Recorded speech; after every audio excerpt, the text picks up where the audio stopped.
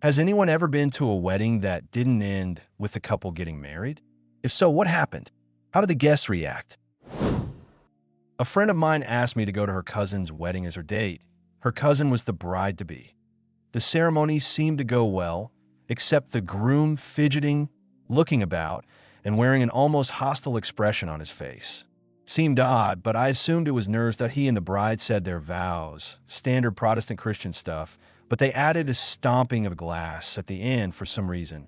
Once the priest got to the "I pronounce you," the groom didn't wait for the kiss the bride part, grabbed the bride, and rather abruptly turned her and himself around to face the audience. He then started yelling at the people on her side of the aisle that she was his now, and they should give up any thought of ever seeing her again.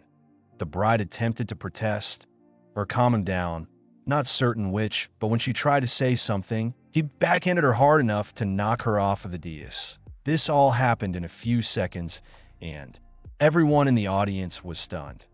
Just as we started to react, the priest procked to land a solid punch on the groom's face, flattening his nose with a notable crunch. The groom kind of crumpled.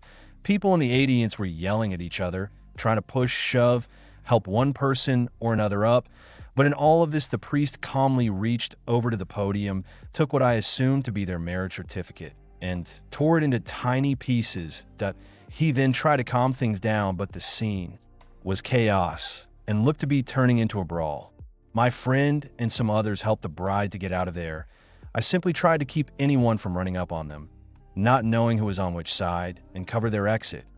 Once outside, we got the bride into a car with her mom and my friend so they could leave, and I made haste in my car that I learned a few days later that the groom was arrested, breaking into the bride's house, using a shotgun as a lockpick, and trashing her house looking for her.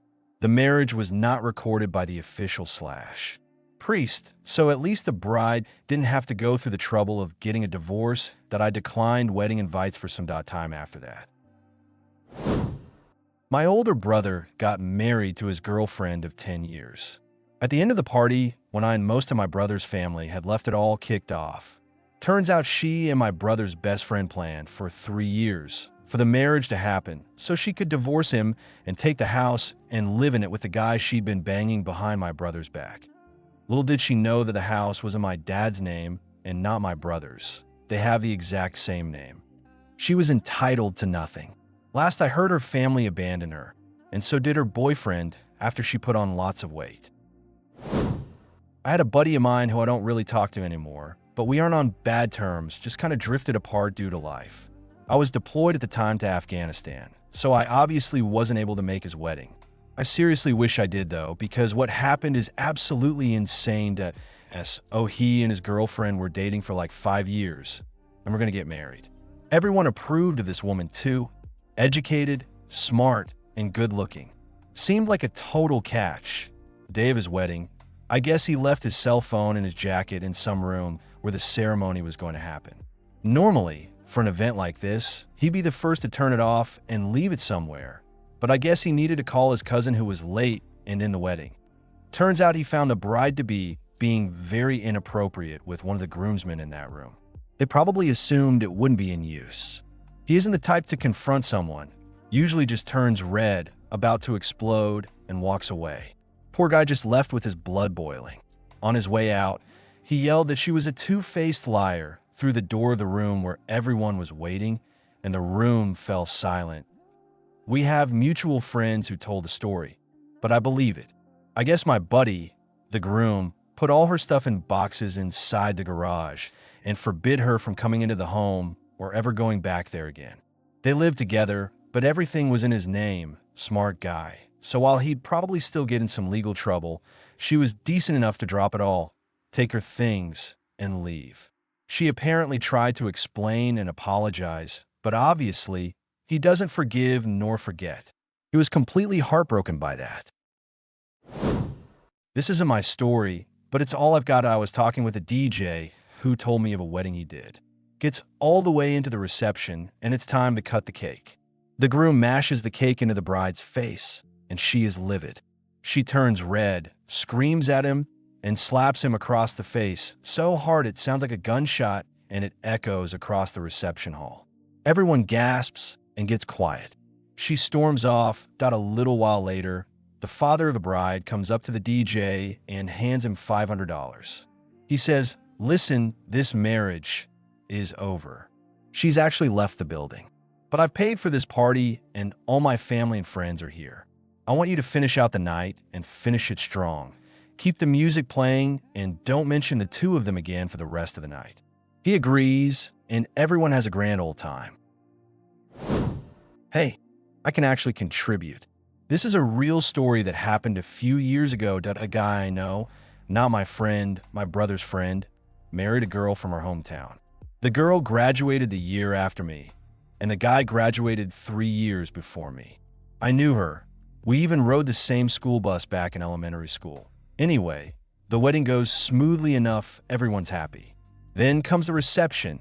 Still great vibes, everyone's celebrating. Afterward, the whole group heads to an after party at a local bar. The bride and groom are drinking together until the groom is ready to call a night.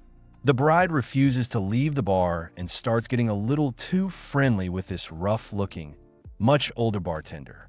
The groom, frustrated and drunk, decides to leave. It turns out she went home with the bartender that night. Later, it came out that she had been secretly seeing him for months. She was 21. He was 38. The marriage was obviously over before it even began. The next day, the groom, completely devastated and angry, went back to the bar with a baseball bat. He started shouting for the guy to come out. The police showed up, and after he explained what had happened, they were surprisingly understanding. They told him they couldn't let him do anything, even though they understood how he felt. They drove him home and didn't charge him with anything. The bride's mother took her daughter's side, but her father sided with the groom.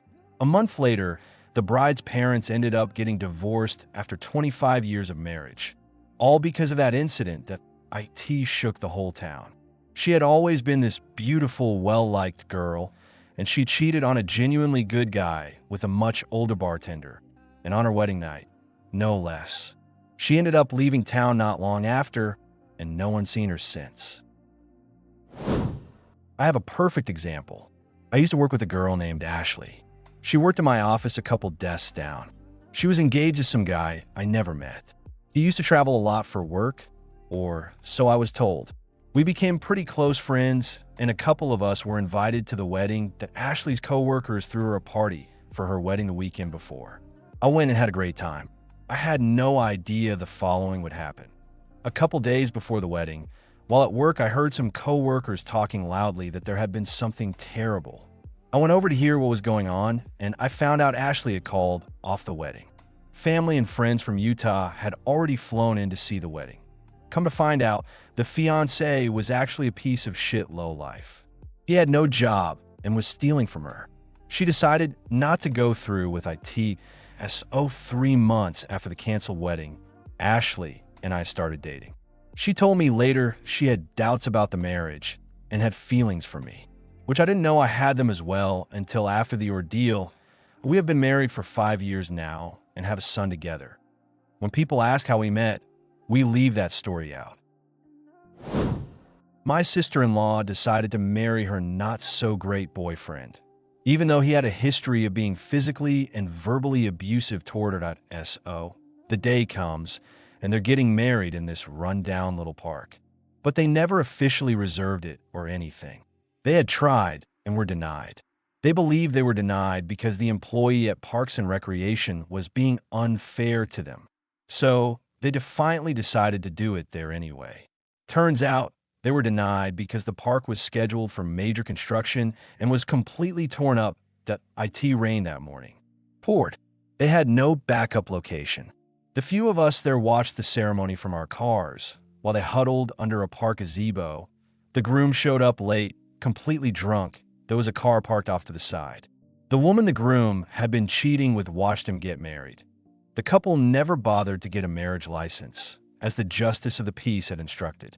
So she improvised, but told them they were not officially married until they filed for one on Monday to the reception, held in my in-laws' driveway, with a buffet lunch and a DJ.